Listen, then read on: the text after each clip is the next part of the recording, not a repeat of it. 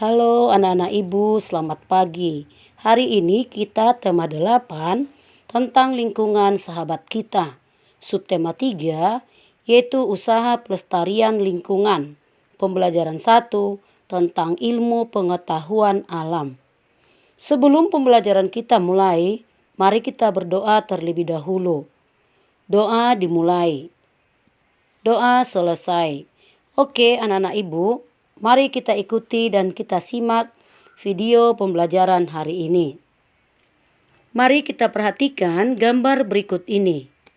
Gambar tersebut menunjukkan kegiatan menanam pohon atau biasa disebut reboisasi. Kegiatan penanaman pohon dapat dilakukan di daerah perbukitan yang tandus serta di lingkungan sekitar, seperti halaman rumah atau sekolah. Tahukah kamu apa tujuan dari kegiatan reboisasi? Kegiatan penanaman pohon atau reboisasi bertujuan menghijaukan lingkungan dengan tanaman berdaun hijau. Nah, anak-anak ibu, tahukah kamu apa manfaat dari kegiatan reboisasi? Manfaat dari kegiatan penanaman pohon atau reboisasi antara lain 1. Membuat lingkungan lebih asri. 2. Jika pohon telah tumbuh besar, dapat menahan erosi dan banjir. 3. Akar-akar pohon dapat menahan air hujan sehingga menambah persediaan air tanah. Anak-anak ibu yang baik, ketersediaan air bersih sangat penting bagi kehidupan manusia.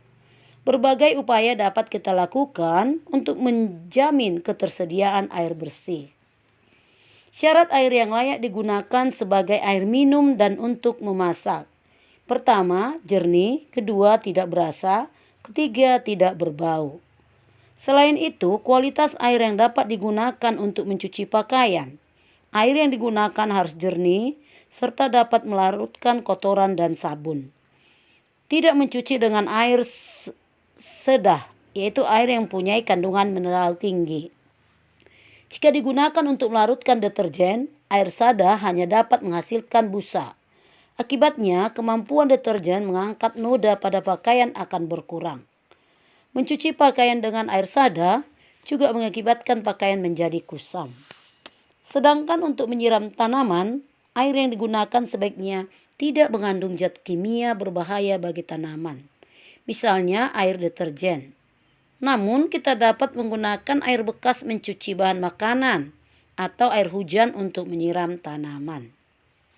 Anak-anak ibu yang baik, berdasarkan uraian tersebut, ternyata terdapat beberapa persyaratan air bersih agar dapat kita gunakan dalam kehidupan sehari-hari. Air untuk kehidupan sehari-hari atau kebutuhan sehari-hari. Anak-anak ibu yang baik, 71% permukaan bumi tertutup oleh air. Dari jumlah tersebut, semuanya 97% air yang berada di laut. Sisanya sebanyak 3% merupakan air tawar. Sebanyak 2% air tawar merupakan es yang terdapat di daerah kutub. Sisanya 1% yang kita gunakan berada di danau, sungai, dan air tanah. Anak-anak ibu yang baik, persyaratan air bersih meliputi 3 komponen, yaitu pertama, persyaratan secara fisik. Kedua, persyaratan secara kimiawi. 3, persyaratan secara mikrobiologi. Yang pertama, persyaratan secara fisik. Tidak keruh, tidak berwarna apapun, tidak berasa, tidak berbau, suhu antara 10 derajat sampai 25 derajat berarti sejuk. Berikut tidak meninggalkan endapan. Yang kedua, persyaratan secara kimiawi. Tidak mengandung bahan kimiawi yang mengandung racun. Tidak mengandung zat-zat kimiawi yang berlebihan. Cukup jodium, pH atau derajat kesamaan air antara 6,5 sampai 9,2. Yang ketiga, persyaratan secara mikrobiologi. Tidak mengandung kuman-kuman penyakit seperti disentri, tipus, dan kolera.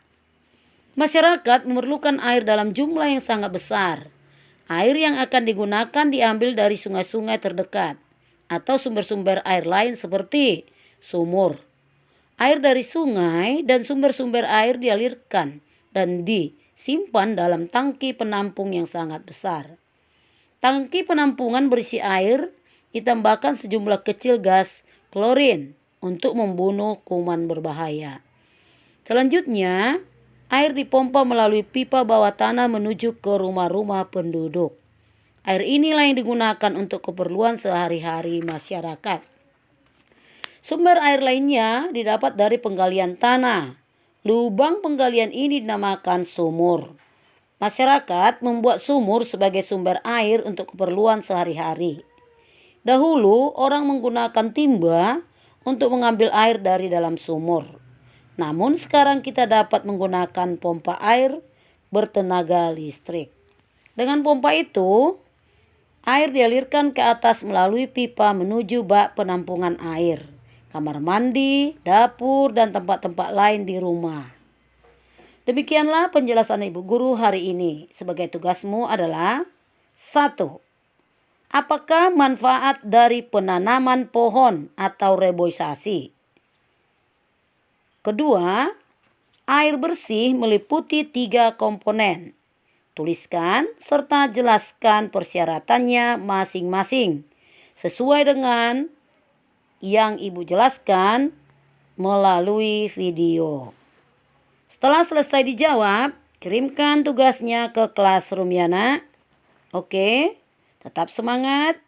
Terima kasih.